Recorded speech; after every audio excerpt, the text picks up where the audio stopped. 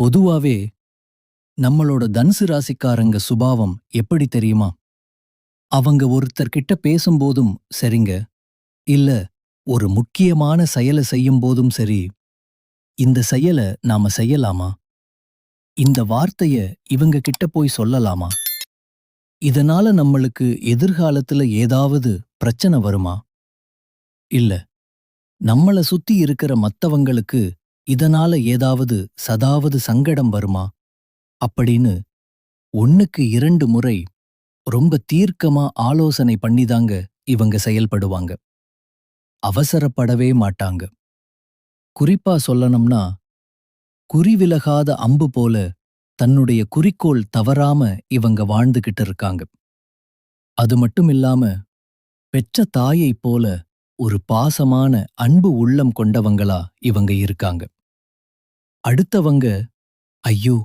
இது நம்மளால செய்ய முடியாது அப்படின்னு சொல்லி ஒதுக்கி வச்ச காரியத்த கூட இவங்க ரொம்ப அழகா திட்டம் தீட்டி, விடாமுயற்சி பண்ணி அந்த காரியத்தில மாபெரும் வெற்றி அடையக்கூடியவங்களா இவங்க இருக்காங்க. இவ்வளவு அருமையான, அற்புதமான நற்குணங்களைக் கொண்ட என் அன்பு தனுசு ராசிக்கார நேயர்களே, எல்லாரும் எப்படி இருக்கீங்க? நல்ல ஆரோக்கியமா இருக்கீங்களா?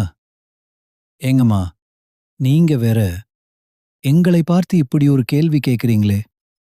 எங்கள பார்த்தா இப்ப இருக்கிற நிலைமையில ஆரோக்கியமா இருக்கிற மாதிரியா தெரியுது? அப்படின்னு உங்க மனசுல நீங்க நினைக்கிறது அப்படியே எனக்கு புரியுதுங்க. கலங்காதீங்க தனுசு ராசிக்காரர்களே. உங்க வாழ்க்கையில் இப்போ இருக்கக்கூடிய இந்த கஷ்டமான சூழ்நிலை எல்லாமே இனி வரக்கூடிய காலங்கள்ல ஒரு கானல் நீரா அப்படியே மறைஞ்சு போகப் போகுது. உங்க வாழ்க்கையே இனி ஒரு அருமையான வசந்தமான வாழ்க்கையாக மாறப்போகுது. இதுநாள் வரைக்கும் உங்களை வேண்டாம் என்று சொல்லி உதறி தள்ளிட்டு போன உங்க சொந்த பந்தங்கள் எல்லோருமே இனி வரக்கூடிய காலங்கள்ல உங்களை தேடி உங்க வீட்டு வாசலுக்கே வரப்போறாங்க. அது மட்டுமில்ல, உங்க குடும்பத்தில சுபகாரியங்கள் ஒன்னுக்கு பின்னாடி ஒன்னா அடுக்கடுக்கா நடக்கப் போகுது. மிக முக்கியமா உங்களுடைய உடல்நிலை ரொம்பவே ஆரோக்கியமா தெம்பா இருக்கப் போகுதுங்க. நீண்ட நாளா திருமணம் ஆகாதவர்களுக்கு அந்த திருமண தடை முற்றிலுமா நீங்கி உங்களுக்கேற்ற சரியான வாழ்க்கை துணையோடு சிறப்பா திருமணம் நடக்கப் போகுதுங்க. அதேபோல குழந்தை பாக்கியம் இல்லாதவர்களுக்கு அழகான குழந்தை பாக்கியம் கிடைக்கப் போகுதுங்க. அதனால தனுசு ராசிக்காரர்கள் எப்பவுமே மனச மட்டும் தளர விடவே கூடாது. வாழ்க்கையில என்ன நடந்தாலும், எதை இழந்தாலும் கவலைப்படாம அந்த கிருஷ்ண பரமாத்மாவை நினைத்து மனதை எப்பவும் அமைதியா வச்சுக்கணும். பிரச்சனைகள் இல்லாத மனிதர்களே இந்த உலகத்துல இல்லவே இல்லைங்க. எல்லோருக்கும் ஏதாவது ஒரு ரூபத்துல ஒரு கஷ்டம் இருக்கதான் செய்யும். சிலருக்கு அரசாங்கத்துக்கோ இல்ல தனியாருக்கோ கப்பம் கட்ட வேண்டிய இக்கட்டான சூழ்நிலை வரலாம். அதை நினைத்து வருத்தப்படாமல் நீங்க தைரியமாக இருக்கணும். ஒவ்வொரு வாரமும் பார்க்கும்போது தனுசு ராசிக்காரர்கள் சில சமயம் ரொம்ப உற்சாகமாகவும் சில சமயம் ரொம்ப சோர்வாகவும் இருப்பாங்க. ஆனா முடிஞ்ச வரைக்கும் ஒரே மாதிரியான மனநிலையில இருக்க நீங்க முயற்சி செய்ய வேண்டுங்க. மற்றவர்கள் உங்களை பத்தி என்ன சொன்னாலும் தெளிவான மனசோட, தெளிவான சிந்தனையோட நீங்க செயல்படுறது தாங்க உங்களுடைய மனசுக்கும் நல்லது, உங்களுடைய உடம்புக்கும் நல்லது.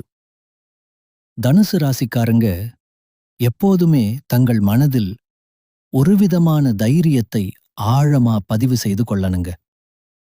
உங்க வீட்ல ஒருவேளை கெட்ட சக்தி இருந்தா கூட உங்க தைரியத்தை பார்த்து அது தானாகவே வெளியில போயிரும். எதற்கும் பயந்து போய் வீட்டுக்குள்ளேயே முடங்கிவிடக்கூடாதுங்க நீங்க. இப்போ சில எளிய பரிகாரங்களை பார்க்கலாம்.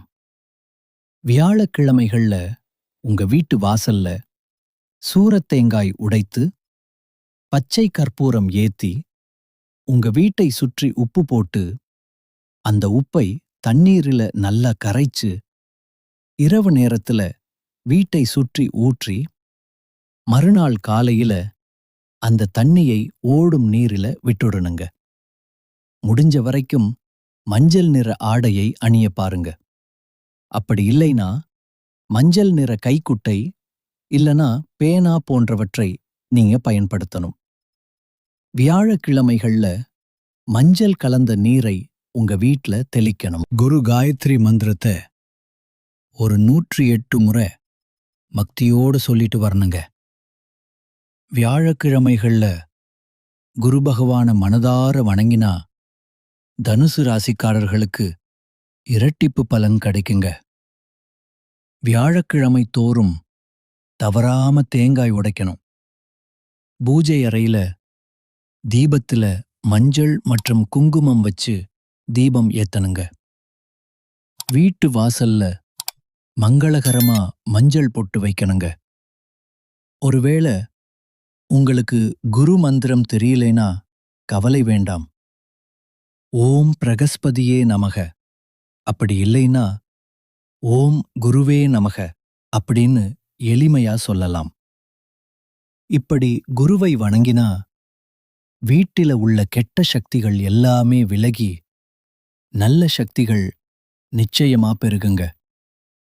உங்களுடைய வாழ்க்கையே ஒரு சொர்க்க வாழ்க்கையா மாறி போயிருங்க. சரி, உங்கள் வீட்டில் தீய சக்திகள் இருந்தா நீங்க வீட்ல என்னென்ன தெய்வ புகைப்படங்களை வைக்கலாம் அப்படிங்கறத பத்தி இப்ப தெரிஞ்சுக்கலாங்க. முதல்ல காஞ்சி காமாட்சி அம்மன். தீய சக்திகளை அழிக்கக்கூடிய அபாரமான சக்தி இந்த தெய்வத்துக்கு இருக்கு. இவங்க படம் வீட்ல இருந்தா தைரியம் மற்றும் பாதுகாப்பு தரக்கூடியதா இருக்கும். அடுத்ததா காளி மற்றும் பத்ரகாளி. இவங்க கெட்ட சக்திகள் மற்றும் கண் திருஷ்டியை விலக்க உதவுவாங்க. பயம் மற்றும் தடைகளை நீக்க இது ரொம்பவே உதவும். அப்புறம் மகாவிஷ்ணு. இவர் மன அமைதி மற்றும் பாதுகாப்பு தரக்கூடிய தெய்வம். எதிர்மறை எண்ணங்களை குறைக்கிறதுக்கு இந்த தெய்வம் உங்களுக்கு ஒரு பெரிய பாதுகாப்பா இருக்கும். அடுத்தது ஆஞ்சநேயர். தீய ஆவிகள் மற்றும் பயம் விலக நம்மளுக்கு ஆஞ்சநேயர் எப்பவும் துணையாயிருப்பாரு. வீட்டை காக்கக்கூடிய ஒரு காவல் தெய்வமா இவர் இருப்பாரு. பைரவர். இவரு இரவு நேர எதிர்மறை சக்திகளை விலக்கக்கூடியவராயிருக்கார். வீட்டு சுற்றுப்புற பாதுகாப்புக்கு பைரவர் பாதுகாப்பாயிருப்பார். நரசிம்மர். தீய சக்திகளை முற்றிலுமா அழிக்கக்கூடிய சக்தி இவருக்கு இருக்கு. சக்தி வாய்ந்த பாதுகாப்பு தெய்வமா இவர் இருக்கார். கடைசியா சாய்பாபா. இவர் மன அமைதியை அளிக்கக்கூடிய தெய்வமா இருக்கார். தீய எண்ணங்கள், கவலைகளை விலக்க இவர் துணையாக இருப்பாருங்க.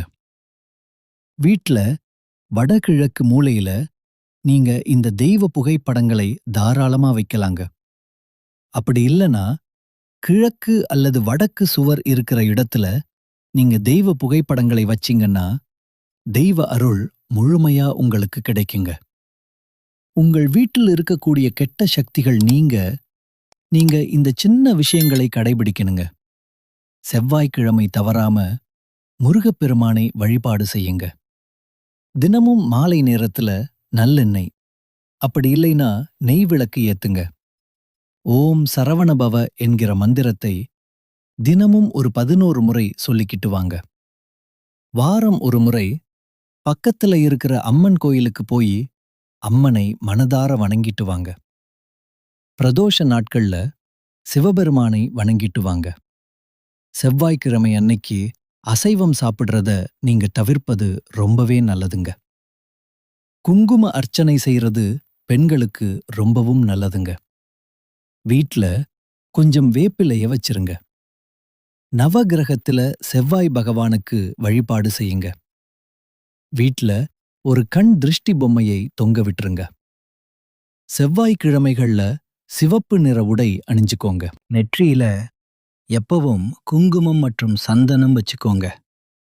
வலது கையில ஒரு செம்பு காப்பு போட்டுக்கோங்க. வாரத்துக்கு ஒரு முறை மறக்காம கடுகு மற்றும் உப்பு வச்சு திருஷ்டி சுத்தி போட்டுக்கோங்க. உங்க வீட்டை தினமும் சுத்தமா வச்சுக்கோங்க. உடைந்த கண்ணாடி மற்றும் பழைய பொருட்களை தயவு செஞ்சு அகற்றிட்டுருங்க. வெளியே போறதுக்கு முன்னாடி உங்க இஷ்ட தெய்வத்தை நினைச்சிட்டு அப்புறமா வெளியில கிளம்புங்க. சரியான உறங்குற நேரத்துல உறங்குங்க. காலையில வெறும் வயிற்றில வெந்நீர் குடிங்க. வாரத்துக்கு ஒரு நாள் எண்ணெய் தேய்த்து தலைக்கு குளிங்க. கோபத்தை எப்பவும் கட்டுப்பாடோட வச்சுக்கங்க. தேவையில்லாம பெருமை பேசாம இருக்கிறது உங்களுக்கு ரொம்பவும் நல்லதுங்க. எல்லோர்கிட்டையும் உங்க ரகசியத்தை பகிரக்கூடாதுங்க. மனம் கலங்கும்போது எதுவுமே பேசாம மௌனமா இருந்துக்கோங்க. தினமும் குறைஞ்சது ஒரு 5 நிமிஷம் தியானம் பண்ணுங்க. தீய வார்த்தைகளை பேசுறத தவிர்த்துருங்க. எதிர்மறை மனிதர்களிடமிருந்து கொஞ்சம் தூரமாவே இருந்துக்கோங்க. பொறாமை மற்றும் கோபத்தை குறைச்சுக்கோங்க. பிறரை மதித்து பேசுங்க. தினமும் எல்லாத்துக்கும் நன்றி சொல்லும் பழக்கத்தை வச்சுக்கோங்க. உணவு முறையில செவ்வாய்க்கிழமை சுண்டல் மற்றும் பயிரை தானமா கொடுங்க. ஏழைகளுக்கு உங்களால முடிஞ்ச உணவு வழங்குங்க. பொன்னாங்கண்ணி கீரை மற்றும் அகத்தி கீரைய உங்களுடைய உணவுல அடிக்கடி சேர்த்திக்கோங்க. காரம் அதிகமா சாப்பிடாதீங்க. முடிஞ்ச வரைக்கும் காரத்தை தவிர்த்துக்கோங்க. வாரத்துக்கு ஒரு நாள் பழம் மட்டும் சாப்பிட்டு விரதம் இருங்க. வெல்லம் கலந்த நீரை தினமும் குடிங்க. சிவப்பு பூ தானமா கொடுங்க. வீட்ல தினமும் விளக்கு முன் நீர் வச்சிருங்க. பூஜையில இருக்கிற எலுமிச்சை மற்றும் மிளகாய் வாரம் ஒரு முறை மாற்றுங்க. இரவு தூங்குறதுக்கு முன்னாடி உங்க இஷ்ட தெய்வத்தை நினைத்து பிரார்த்தனை பண்ணிட்டு தூங்குங்க. செவ்வாய்க்கிழமை மாலை நேரத்துல நீங்க செய்யக்கூடிய ஒரு சிறப்பு பரிகாரம் என்னன்னு பார்க்கலாம். ஒரு எலுமிச்சை, 2 கிராம்பு, ஒரு பச்சை மிளகாய், இதையெல்லாம் வாசல்ல வச்சு விளக்கு ஏற்றி முருகனை மனதில் நினைத்து வேண்டிக்கோங்க. இதை செஞ்சீங்கன்னா உங்கள் வீட்டில் இருக்கக்கூடிய கெட்ட சக்திகள் எல்லாமே விலகி போயிரும். உங்களுடைய குடும்பத்துல இனி நல்லது தாங்க நடக்கும். நம்மளுடைய தனுசு ராசிக்காரங்க யாரையும் சார்ந்து இல்லாம சொந்த காலில் நிற்கும் தன்மான சிங்கங்களாயிருக்காங்க. இவங்க சிந்தனை வளம் மற்றும் உடல் வலிமை மிக்கவங்க. எதிரிகளை வீழ்த்தும் தகுதி இவங்க கிட்ட இயற்கையாவே இருக்கு. கடுகை போல சிறுத்தாலும் காரம் குறையாது போல வாழ்நாள் முழுவதும் இந்த இயல்புகள் இவங்க கிட்ட இருக்கும். பிறவி குணம் போல இது சாகும் வரை மாறவே மாறாது. தனுசு ராசிக்காரங்க எப்போதுமே தனது சொந்த உழைப்பால் வாழ வேண்டும் என்று நினைக்கிறாங்க. பிறர் தயவை இவங்க ஒருபோதும் விரும்ப மாட்டாங்க. கடந்த 5 வருடங்களாக தனுசு ராசிக்காரங்க பல கஷ்டங்களை ரொம்பவே அனுபவித்து வந்திருக்காங்க. எங்கு தவறு செய்தோம், ஏன் இப்படி இருக்கிறோம் என்ற கேள்விகளுடன் சரியான திட்டமிடுதலுடன் செயல்பட்டும் பல தடைகள் ஏற்பட்டு வந்துச்சு. எதிலும் ஒரு தெளிவு இல்லாமல் இருந்த நிலை மாறி இப்போது குருவின் அதிசார பெயர்ச்சியால் அடுத்த 48 நாட்கள் சிறப்பான அதிர்ஷ்டம் உங்களை தேடி வர வாய்ப்பிருக்கு. பொதுவா குரு பகவான் ஒரு ராசியில் 1 வருடம் தங்குவார். அவர் தரக்கூடிய பலன்களும் மெதுவாகத்தான் வந்து சேரும்.